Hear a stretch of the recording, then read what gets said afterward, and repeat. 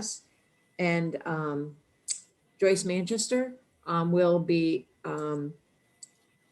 monitoring that. And just as a reminder, we post all the comments and questions that we get on our public website. And again, I would ask committee members, and I think we've been very diligent about this, but we need to continue to make sure that we are very attentive and read the comments and information that is submitted to us, because we need to make sure we are getting input as we go about our work. I want to just let folks know, committee members know, that this report is getting a lot of visibility with the legislature. And I want to thank Brian for making himself available. He has already testified in a couple of committees, one in Senate Appropriations and one in Senate Education. I know that we are scheduled on the House side. I also want to acknowledge that, with many legislative committees, sometimes the legislators that are appointed to that get involved, but sometimes less than fully involved. But I just want to acknowledge publicly that I believe that Senator Baruth and Representative Kathleen James have been terrific in terms of helping us think this through, and also taking the lead and talking to their colleagues. And I, as chair of this committee, really appreciate that, because this was a legislative appointed committee. In the end, this is for the legislature to decide how we move forward. And so having our two legislative representatives take the lead in this, I think is critical. And I am just grateful to the two of them for their willingness to step forward and be a spokesperson with their colleagues. So just wanted to publicly thank them for helping to lead the conversation.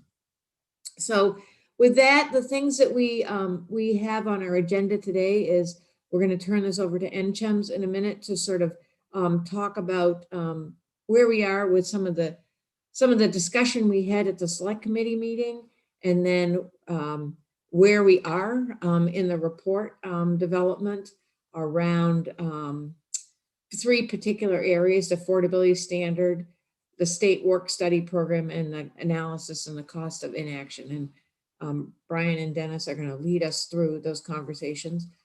I also want to make sure that Candace has been very hard at work organizing some stakeholder focus groups. And I would encourage all of us, if we can attend those, whatever ones we can, I think are really important.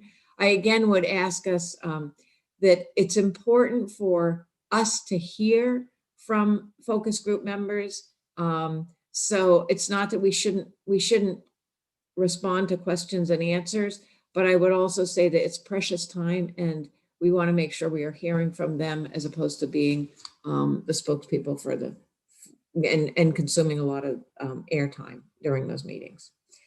So with that, I will, well, let me ask you, are there any questions or comments people want to have before we launch into the agenda? And Joyce, this yes? is Heather Boucher. Yeah. So will you return to education, the Senate Education Committee, do you think, or was that it? I would imagine that we will return, because we didn't actually get to the third recommendation, which is where in terms of the legislature changing the funding. I will say that Senator Bruce was pretty clear about that. But I would ask Brian, I believe that we'll be invited back. But because I do think this is something, this report has generated a lot of conversation in the State House. I do know that. Thanks. So Heather, I'm not answering your question directly because I don't really know. I would be surprised if we weren't invited back. That answers it. That's fine. Thanks. Senator Campion said he was going to invite us back at the end, but we'll see. Any other questions? I also, one other thing, that if you have connections with legislators, I would encourage you, and I'm going to mention this at the select committee meeting, to make yourself available to legislators if they have questions, because I think this is a lot of information to absorb. And I think having conversations with them one-on-one, helping them understand how we got to where we are, the process, what's included in the report. I think some of those one-on-one conversations are really helpful in terms of helping them understand all of this, because it's complicated. It's really complicated. And so if you have connections with legislators, I would encourage you to make yourself available in however you feel comfortable, because I just think that this is it's not an easy plan to follow. And so I think making sure people have all the information they need as they process, I think would be helpful. Okay, any other questions? Yes, Sarah. I just have a quick one. I'm just reviewing what Candace had sent out about the folks who are participating in the different focus groups for those three. There are, not that I'm looking to add more people to it, but I'm just curious to know, there's a former chair of the State Workforce Development Board who's, on the focus group, but the current chair isn't. And I think you hit the nail on the head with getting a good variety of people, but I'm just curious to know how that all came about, with who the names are and things. Sarah, I can tell you some of it is that we were asked to submit names, and I think Candace has taken the names that we have submitted and just done her best. pulled those pieces. Yep. So I think Gotcha. people randomly, but Candace, I'll let you answer that. Yeah, that's a good synopsis. We decided originally, back in October, on 5 or 6 discrete groups of people. So that's why you'll see it sort of a mixture this time around of workforce, community leaders, business leaders. We decided to throw them all together so that they could hear from each other as well. And those names came from you all, from conversations with Joyce, from people that Nebby knows are involved or have opinions in Vermont. So there very well could be gaps of people. And if you think that there's someone who definitely should be there, hopefully it's not too late. I think you're right. We probably don't want to make it too much bigger, but we also don't want to leave someone out who would notice and care. I think you've got to find sampling, just looking through all of the names. And of course, you could insert an entirely different slate and still have a similar sampling. I just want to be able, if someone says, well, how come this person and not this person, just sort of note, we're looking for a sampling. It was a combination of names, and it's really no big deal. Perfect. Thanks. Thanks. Great. Any other questions? Okay, Brian, Dennis, Sally, take it away. Great. And I got all dressed up for you guys today, so nice to see you. I think that what we wanted to do with this first agenda item was just revisit some of the comments that we heard from the select committee during its meeting last week, or whenever, on the 11th, and hear if anybody has any additional feedback or reactions to that. As you know, the biggest single chunk of new information, new content to the report was in the area of the affordability standard.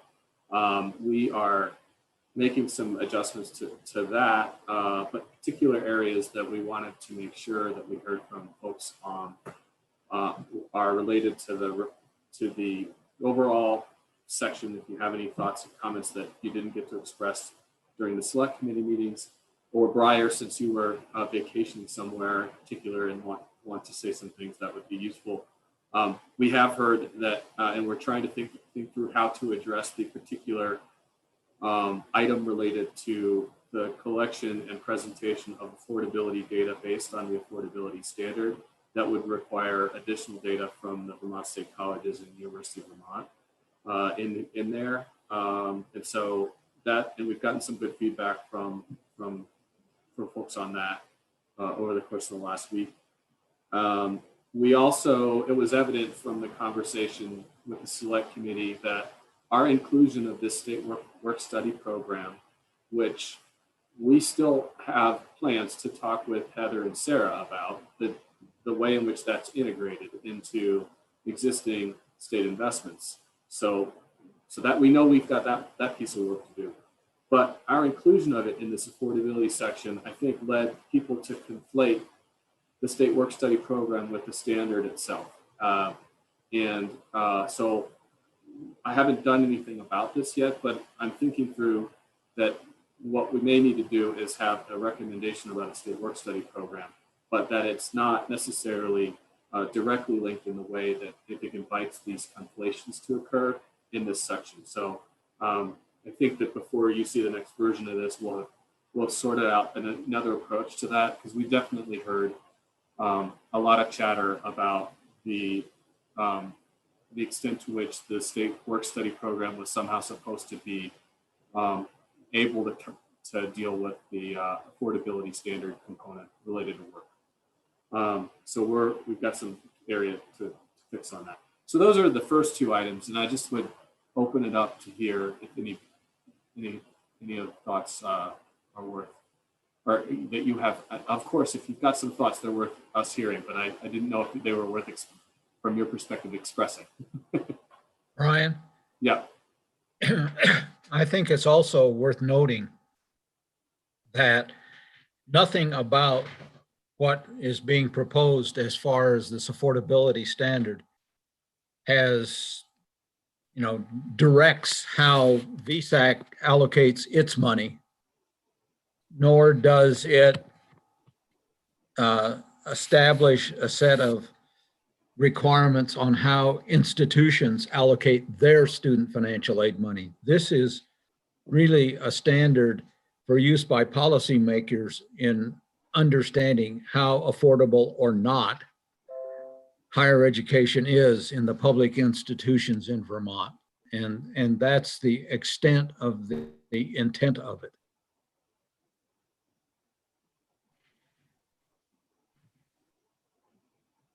And that probably needs to get said a little better, or with less ambiguity than there might be, because there were questions about that. But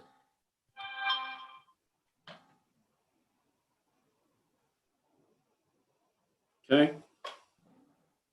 Anybody, Megan?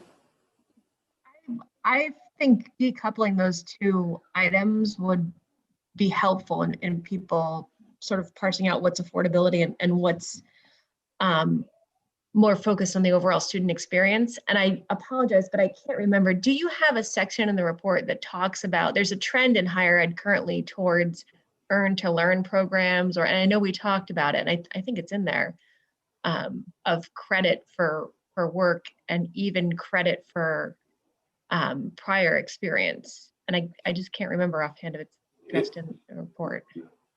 Not that's kind of what we're thinking about for making this adjustment, by lifting that state work study component out and putting it into its own context as it relates to those kinds of things. But we haven't done it yet. But you're right. And the reason probably you don't remember precisely where it is because it's in a bunch of places. And I think if we collect them in a logical way, that would serve multiple purposes.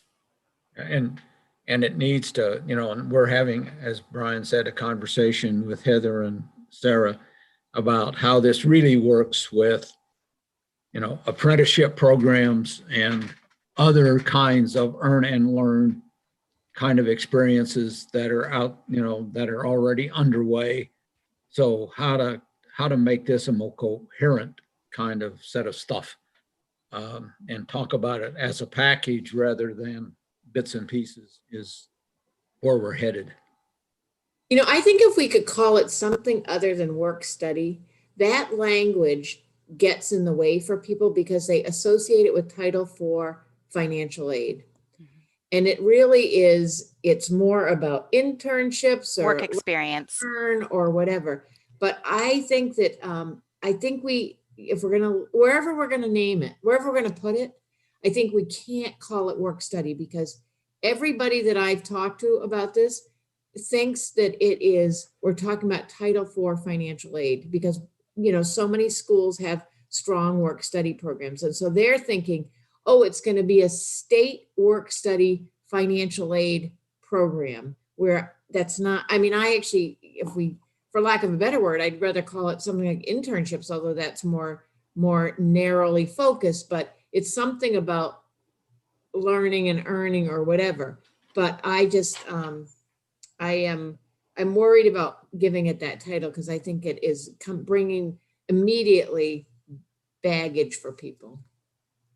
I agree. And the common thread with all of these programs, and it's an aim shared by at least the Department of Labor, and I assume the Agency of Education in the pre-K-12 world, is that so work experience is the term that we used for WIOA. It's a general term that's used for internships, externships, returnships is just something else we have here in Vermont. And if we were to use a term like that, I hesitate from any of internship, externship, apprenticeship, because those also have other defined meanings programmatically. But work experience seems general enough to we have work-based experience when you get into post-secondary world and work-based learning when you're in K-12 system. And Heather, forgive me if I'm over character or improperly characterizing this, but it was an aha distinction I've had in trying to work with AOE that, you know, they do work-based learning, which can sometimes also be paid. We do work-based experiences or work-based training. But these experiences, I think, are kind of a way to bring forth that payment and placement components. I wonder, this is Heather, I wonder if there's something, and this might be completely the wrong term, but something like workforce immersion or something, because it's about what you're doing while you're at school, as opposed to workforce experience, which would in some sense either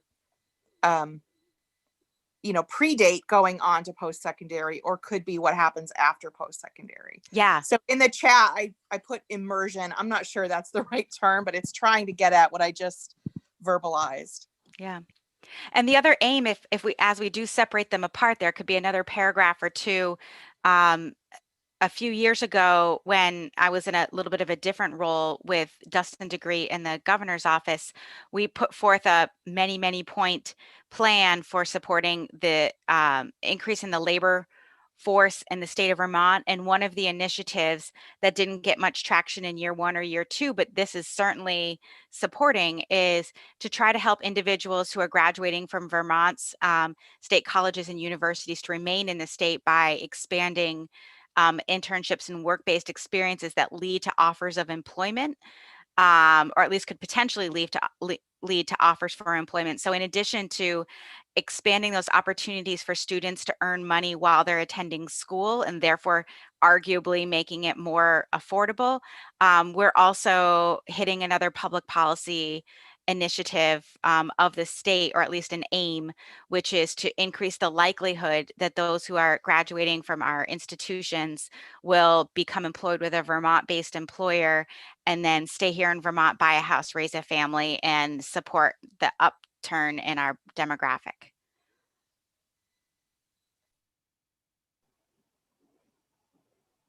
Well, thanks. By the time we get you another report, there'll be some alternative presentation of this topic. And I invite any thoughts that you all have on terms as we go forward, to just ship them to us. But yes, we definitely got the impression that we'd led some of the select committee members down the wrong path, and by including it where we did, so we'll fix that. Do we want to talk about the affordability standard more broadly? One of the things that came up in the select committee meeting, the Senator Baruch, echoed by Representative James, and other members of the Select Committee essentially made the argument that I think this is like, somebody can correct me where I'm wrong, that the affordability standard was a value and something that would help policymakers see a picture that is painted around some of the challenges of paying for college. So there was great utility for it, but it either needed to be applicable across all public higher education or left out of the report altogether. And so that's one of the things that I think was unanswered from the perspective of the Select Committee. I just wanted to revisit that for a moment, if we could. And you know, and Brian, to piggyback on that, Briar, I hope you had a good, wherever you were when you missed the Select Committee, I hope you were enjoying yourself. But we did miss your voice. And I would love to know, and maybe this is also something for us to talk with President Garamella about, is how do we make that section work for you? Because I think what's interesting, and we just came from Senate Education, and we heard this during our meeting, our Select Committee meeting, that the legislators really like that section. So my initial inclination was to remove the affordability. It felt like we could flag the affordability issue for Vermont, but put it in the appendix and encourage the legislature to take that up. It felt like, from my perspective, it felt like a little bit of a diversion from the major focus of this report. And so I was going to come to this meeting encouraging us to take it out and put it, just flag it and somehow put it in the appendix and say, this is beyond the scope of our work right now, and we want to just name it. But after talking with Senator Baruch and Representative James, and being in a couple of different committees, I don't think that that's probably an option that works that well, because I think the legislature is seeing this as beneficial. So now I'm wondering, Briar, and you and President Garamella, is there a way, can you think of a way to include that would be helpful to UVM, as opposed to, I think you're seeing it now that it's not helpful. So I'm trying to, is there a way to thread the needle in terms of being able to be clear about this? And this is, you know, an affordability issue in Vermont, but feeling like the way we include it is advantageous to UVM, not, as you see it right now, it's not in UVM's best interest. So I guess I would just put that out there. Yeah, let me try to respond. So first, apologize for my camera not working. I've had this problem for just the last day, but am I correct that you can hear me? Yes. We can hear you. Okay, good. But we can't see you. Sounds like you had a good active meeting last week. Sorry that I missed it. For the benefit of the group, I did send Brian and Joyce my view on the affordability language in the report, or the draft affordability language. And look, it is clearly an important topic. I see the benefit of including it because it's an issue that is affecting Vermont students and in fact affecting enrollment. You know, if the cost to go was lower to the students, there would be higher participation. Hang on.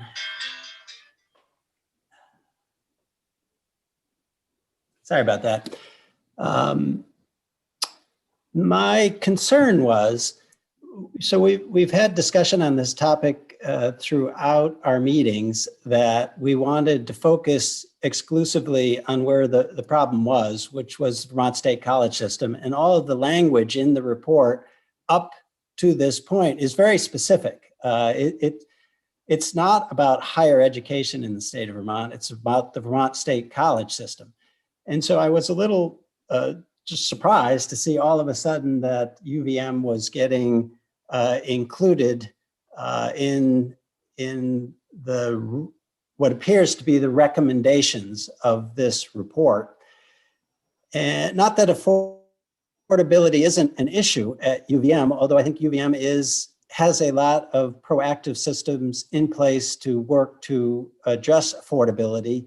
And that is where a majority of the money that comes from the state goes to, which is directly to offset cost to Vermont students. In particular, I think back to the charts that were put in place that show potential cost of our set of recommendations. And I think my memory serves me, affordability, there's a line item in there for affordability. But if you look at that chart, it's specific to Vermont State College system. So, perhaps a way to address this is if you want to include UVM, then we should also include UVM in our funding request.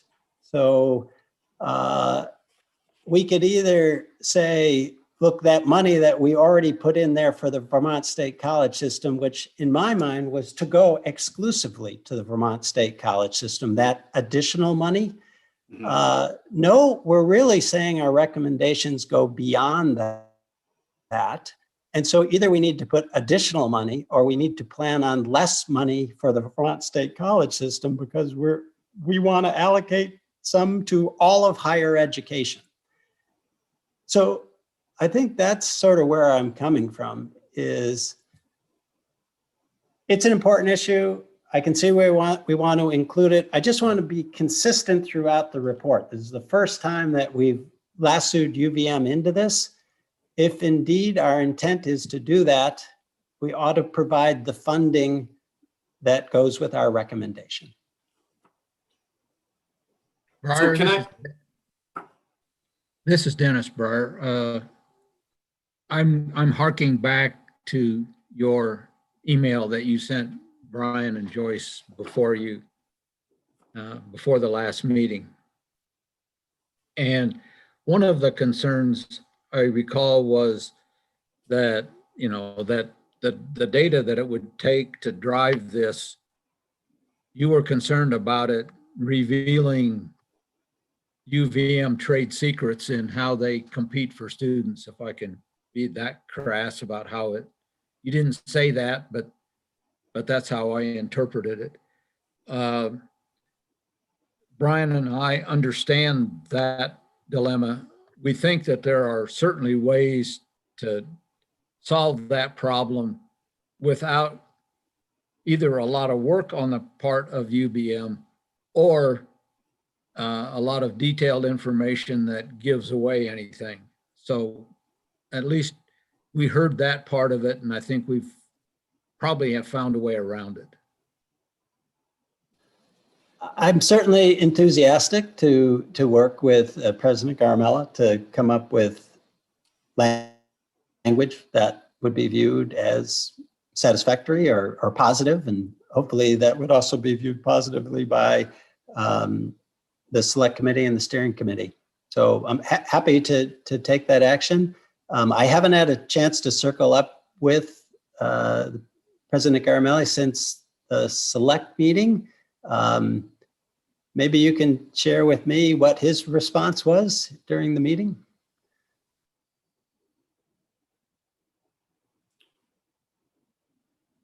I'm trying to remember, I think, and I don't know that I can lay my hands on the notes that I took from that meeting right now. I think his response was genuinely similar to what you just said, Breyer. I think that there's concern about the revelation of strategic institutional aid usage in the process of this that was the focus of the concern. And that's, I think, what Dennis was trying to refer to as something we're trying to account for a little bit more clearly in the report that or in the version that you'll next see on that topic.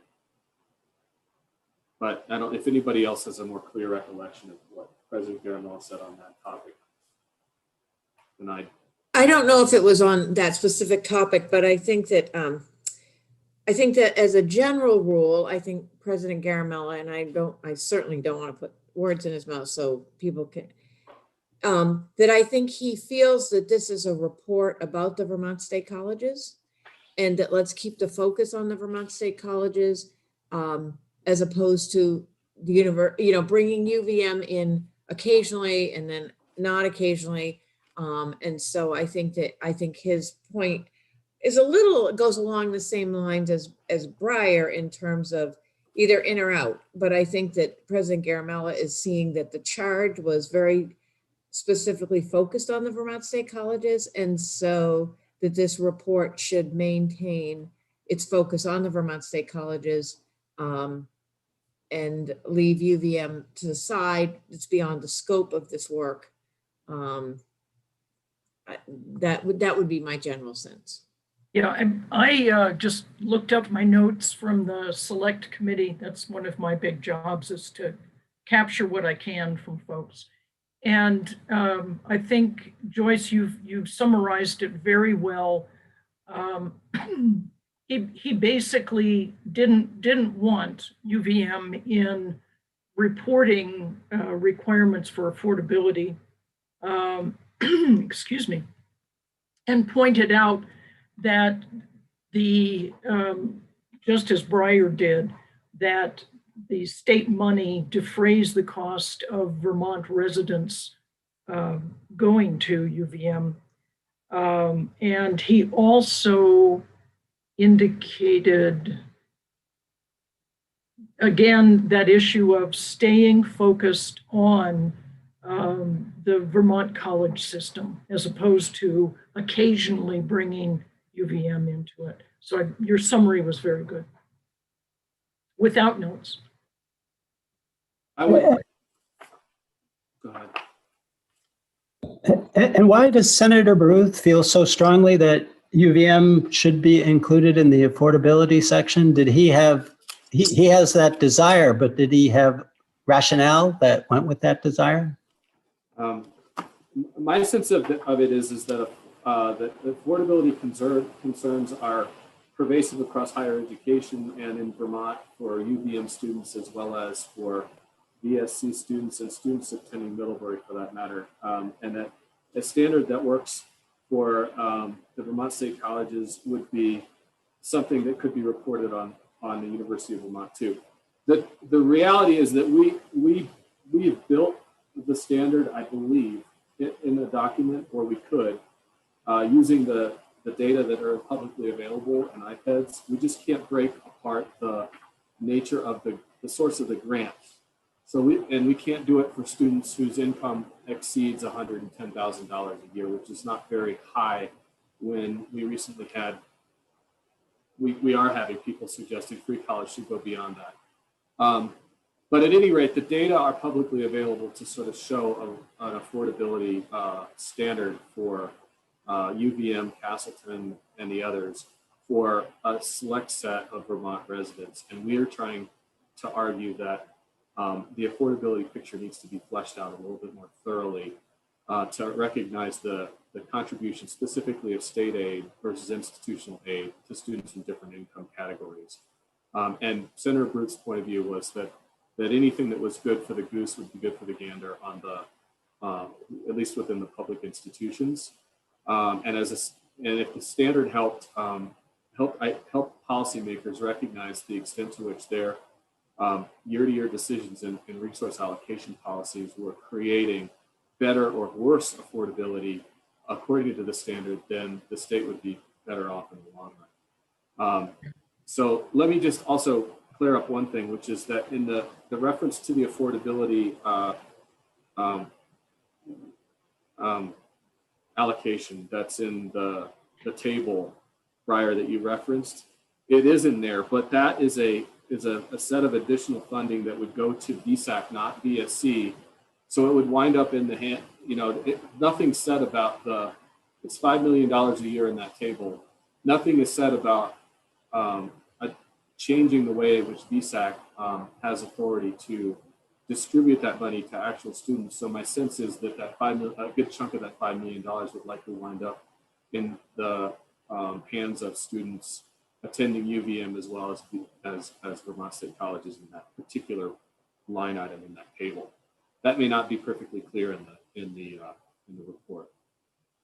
Briar, I think also, back to Senator Baruth for just a second, I think he sees the state job as funding the state colleges, funding UVM, and funding VSAC.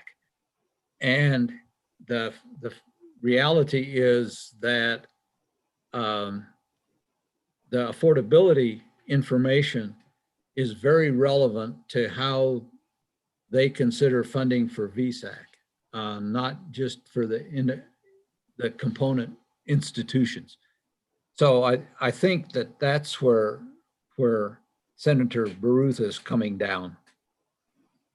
And I would just add that it was I think Joyce mentioned something at the outset. It was pretty revealing set of questions from Senate Education today around the health of Castleton University, in part, I think, because of the way in which Castleton has leveraged this institutional aid programming. It seems to have given the legislators a sense of a false sense of security in the relative health of Castleton University, because it's been able to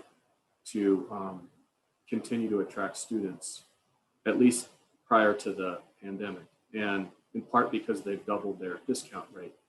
So the fact that the legislators don't, and so there's where we started with this whole conversation was around affordability for students.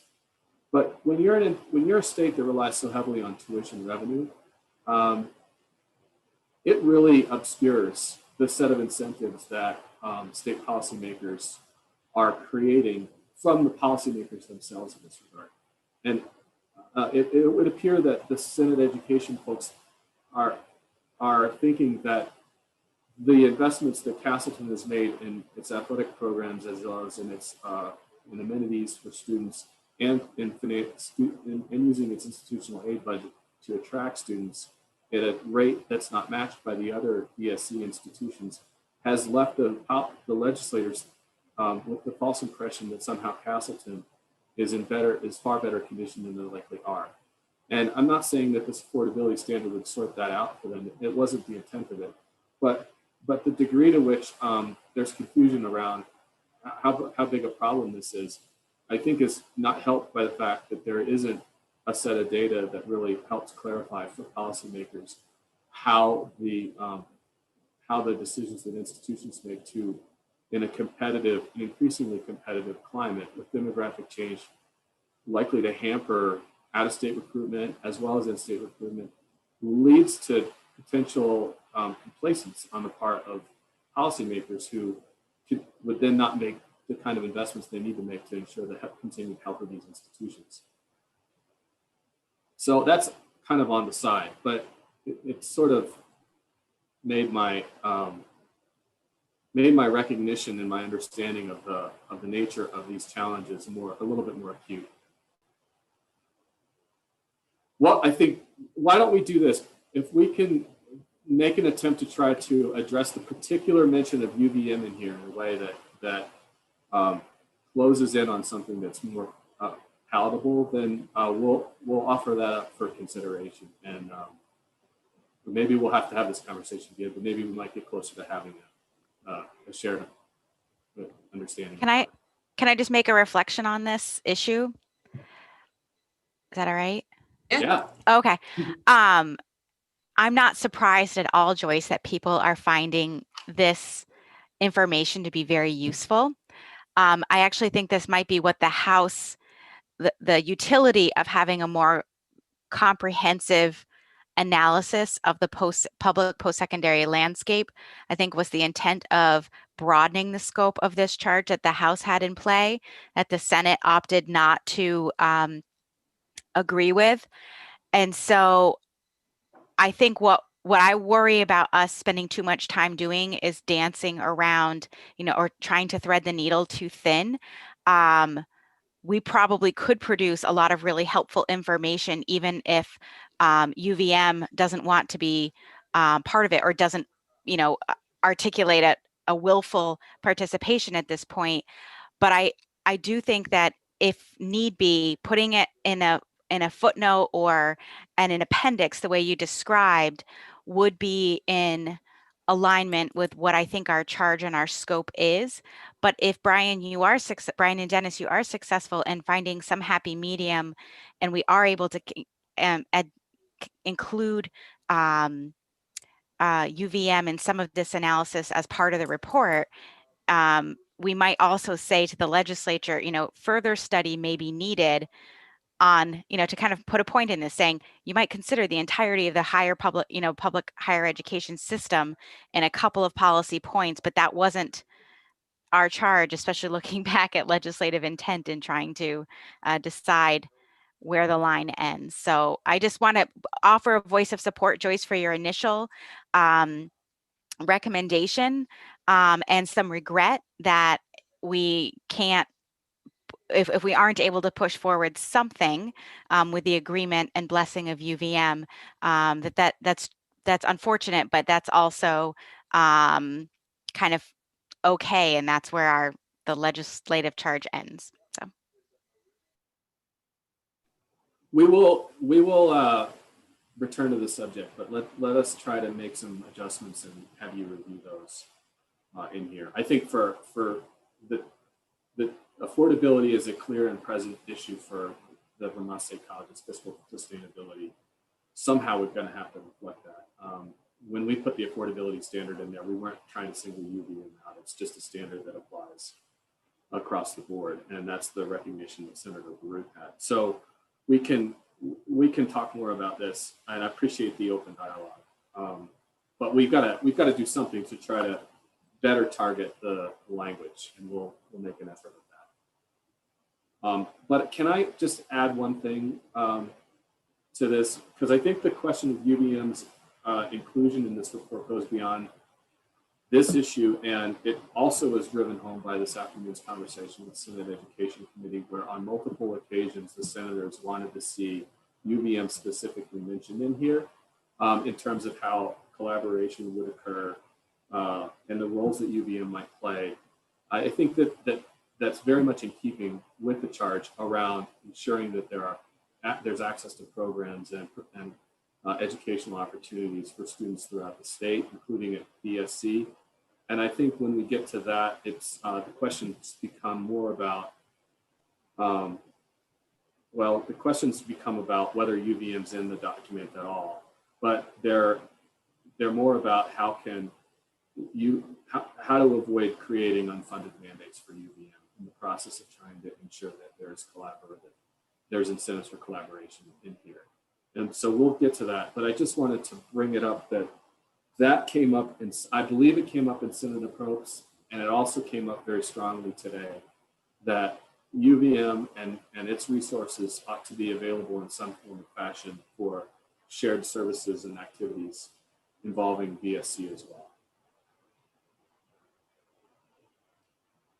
Brian, I would agree with you. I think it's very interesting. We have a couple of senators who are dogged, and they have named that as being dogged, that we need to think about, and this is where, how do we thread this needle? Because I think that, and how do we keep the scope of our report focused on the Vermont State College? But I think we also have to, they are looking for some recognition that this is all of public higher ed. And so it's going to be very interesting, because I think that they are very determined that there's far deeper collaboration between the University of Vermont and the Vermont State Colleges. Now, whether this will get overall traction, I can tell you there's very strong voices pushing for some conversation about that. So I don't know where this will go,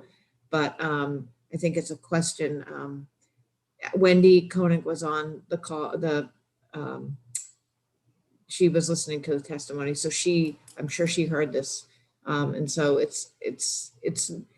we're going to have to figure out how to address it. Whether we do it in this report is another question. But I think that there's going to be pressure mounting going forward beyond this report, that the public higher ed entities need to think about deeper collaboration. I just think that's coming.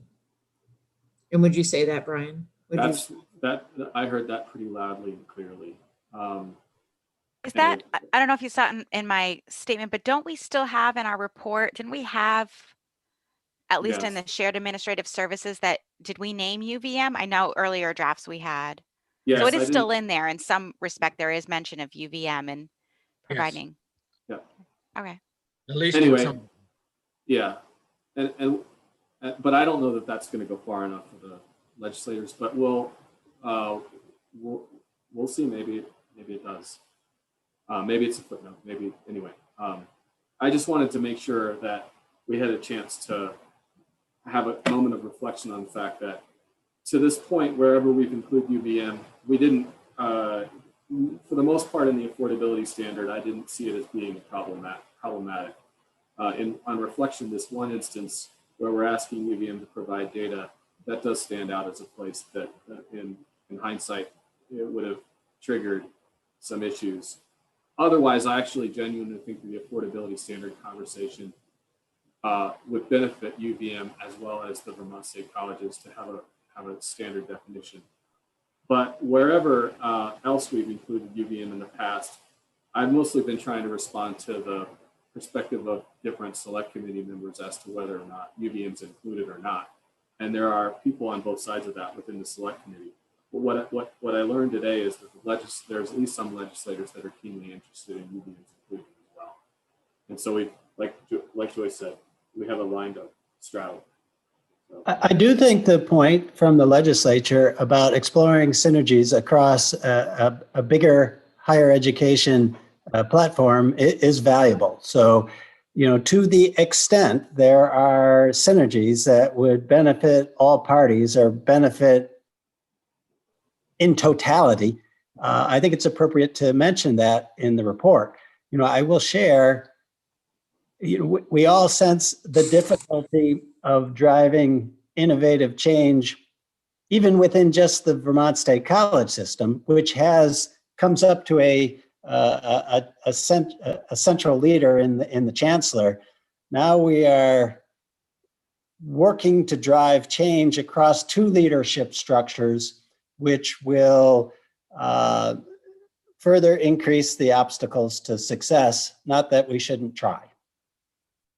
Yeah, and Breyer, I agree. And the other thing that we also have to take a step back is right now, the amount of money that the legislature gives the Vermont State Colleges and UVM is not a lot. And so we have to figure out how we can exist. But should they change and give us more money, they might have a greater demand, they might be demanding additional things. But right now, I think the amount that they give us, the amount they give UVM and the amount they give the Vermont State Colleges, we've had to, in some ways, figure out on our own how to exist. And so it's a huge challenge. I often think, like how much say do they get for how much money they give us? But I'm all for trying to figure out collaborations where we can save money and where we can be more efficient. So it's just, it's a complex issue. And, I know there were a few years ago, the legislature charged the Vermont State Colleges and UVM to look at, combining administrative operations. And as Breyer just alluded, it's on one hand, it seems very easy on the surface. And on the other hand, that they spent a lot of time investigating different ways to collaborate. And not a lot came out of that, and not for lack of trying. but really trying to, I mean, it's two just very different entities. And so on the face of it, it looks like it's an easy thing. And on the, when you get down into the details, it becomes more and more complex. So I just offer that up as an observation. Well, thank you for the candid exchange about this. We're continuing to work at it, and I'm aware of the time.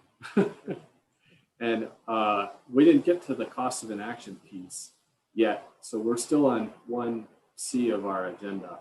But I would, if it's all right, I would just say we're trying to address some of the feedback we got around the cost of inaction. I have some thinking to do around the extent to which, even with the cost of inaction as it was written in the December 4th report, actually there wasn't that much in there. So as we issue this next report, the legislators who look at it will see this cost of inaction piece for the first time. And as we do that, we probably need to elevate the focus on that piece in the executive summary as we go forward, so that it's clearer that there are real consequences to failure to move forward. You know, Brian, I was thinking about in the executive summary, you know, because I think, you know, when people are really busy, that's what they read. And I think maybe putting a stronger emphasis, being very clear about the financial difficulties that the system is in, and not really sugarcoating that, but just laying it out right up front that this is why.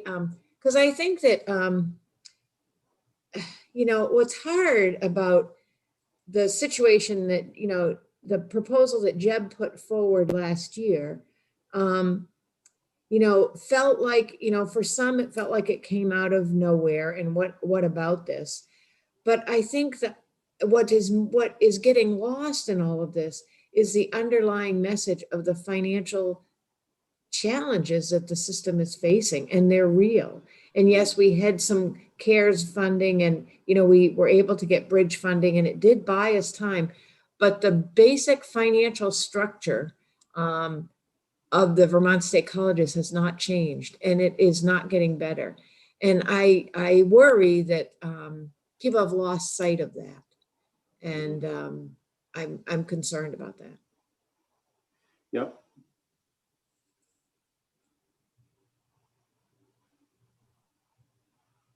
Yep.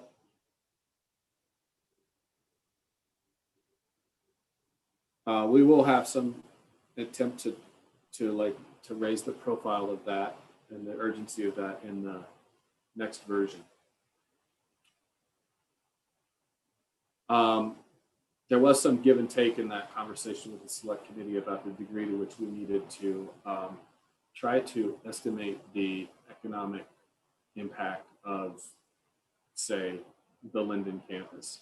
And I think where we wound up, thanks in part to Sarah, is encouragement that articulating the fact that there are these costs that are hard to quantify and that go beyond just economic costs to costs to the community is sufficient for that little piece of that response. But I wanted to check and see if anybody had any further thoughts on that. But I also don't want to force people to stick on this call beyond the time we have. But that was an issue that we were referring to in that agenda. So if you have any further thoughts, please weigh in. For other purposes, I've started down the path of saying, here are, you know, if one were to close a campus, here are the costs associated with that have no revenue associated with it on the direct cost side. And there are bills to be paid and things that are inevitable in that event. But then there are also the losses to the community that take various forms, and those can be made more explicit than they are in the report. I just don't think we need to spend too much time, and that's just one circle out from where we, I think, are really charged to put our best thinking. And just watching the way many campuses have transformed themselves in the community after closure, I think there's a lot of debate about what happens to communities in those spaces after they cease being used by a post-secondary institution. A lot of negative things happen, but I don't think it's up to us to quantify that, but rather remind the reader that there is some short-term economic impact to communities. Great. And I also think it's worth reminding the reader that the four institutions all hang together, because I think this gets forgotten often, that what the fate of one impacts all three of them because the finances are connected. Yeah, you're one corporation. Yep, and I've added something to that already on that topic. So, if it's all right, Joyce, I just wanted, we were expecting to have a longer conversation about the second item for the report submission. But my intention is that we're going to try, and we have another steering group meeting on the 2nd, if I'm not mistaken. And so sometime towards the latter half of next week, another red line draft would come for you all to have some reactions to, that will get at these points that we've been discussing on that meeting on the 2nd. And then there's a select committee meeting on the 8th. So feedback that you provide on the 2nd, we will try to get turned around for a report on the 5th by to the select committee that I hope will be able to generate the same level of consensus in time for submission to the legislature by that following Friday, the 12th. And so is that okay? Yes, now I that think I'm so. down I to- think, yeah. Committee members should expect something by later next week.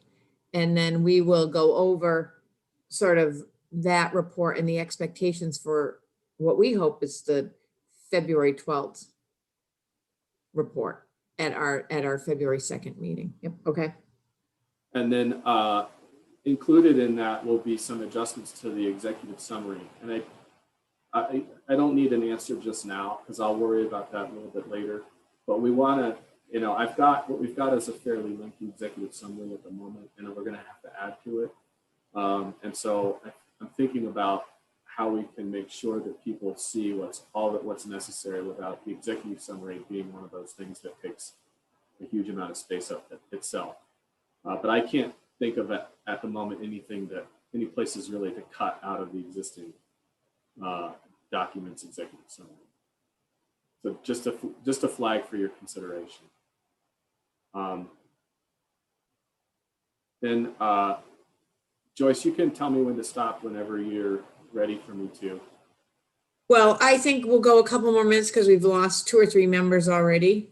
Mhm. I think we can skip number 3 because I think we've already figured out our plan with, you've been really accessible and I'm grateful to that. But I also think making sure that Senator Baruth and Representative James take the lead on these presentations, I think is a great way, at least the introduction is a great way to make sure that their colleagues know that they've been involved and that they are a resource to them. So I think I think if as we're asked more and more, I think if we can follow that format, I think it's great. And that's the main point that I wanted to make sure that there was something beyond, here's Brian, he's going to carry it away. And also that at every step that I can think of, I'm saying, and the select committee makes this recommendation instead of NCHIMS makes this recommendation. So. And so as I'm asked, what I'm saying is, I've been asked to testify and I'm saying, nope, I come as a team. The team is, if it's on the House side, it's Representative James, it's Brian, and it's me. And I think we just keep going with that. Yeah. Okay, that's my portion of the agenda then. And I'm getting in the chat that from Joyce and Chrissy that we don't have any public comment. And so the only thing left on our agenda is Candace, we talked a little bit about who's coming to the stakeholder meetings. Is there anything else you want to add? No, not too much more. I'll just say briefly the agenda. We'll cover some of the stakeholders' broad perspectives on higher education, but as a difference to the focus groups that took place in November, we do want to focus more on direct feedback about the recommendations and how to ensure the success of the select committee's work moving forward. That's what you can expect for the conversation. And, Great. and Joyce, Dennis and I are either unable to attend some of those meetings, or our preference is to bow out of those and let Nebi summarize for our benefit and maybe point us to parts of the recording we most need to hear. But wanted to let you know that's what we're thinking. If that's, unless you have a major objection to that, that's kind of what we. Nope. I think that makes sense. And, you know, I think that, you know, unfortunately or fortunately, you have to prioritize your time. And I think if that makes total sense. You know what, I do want to, before we sign off, I want to ask Joyce Manchester to just briefly mention the revenue forecast that was released today. Joyce, do you want to give us an update on that? Yes, so at 3 o'clock today, the folks who do the revenue forecast for the state of Vermont briefed the governor and the emergency board, and things are looking much better than they did back in August. So the general fund, for example, will now be up about $160 million relative to the August forecast. Now, the legislative leadership are already talking about long-term investments that could be made with that one-time money so that we don't spend it all and then have no revenues going forward. But they are talking certainly about putting some of it toward higher education. So that's on the list. Thank you, Joyce. It's always nice to get to end our meeting on an upbeat note. And you know, I think that I have to say, I think that both in the legislature and at the governor's office, I mean, I think they do believe in public higher education, and I think there is a commitment to try and figure out how to make the system, how the system needs to continue, and how does it continue? So I'm grateful to that. So thank you. And Brian, thanks for spending the afternoon together. And yeah. Thank you, Dennis. And thank you to committee members and to Candace. And it's just,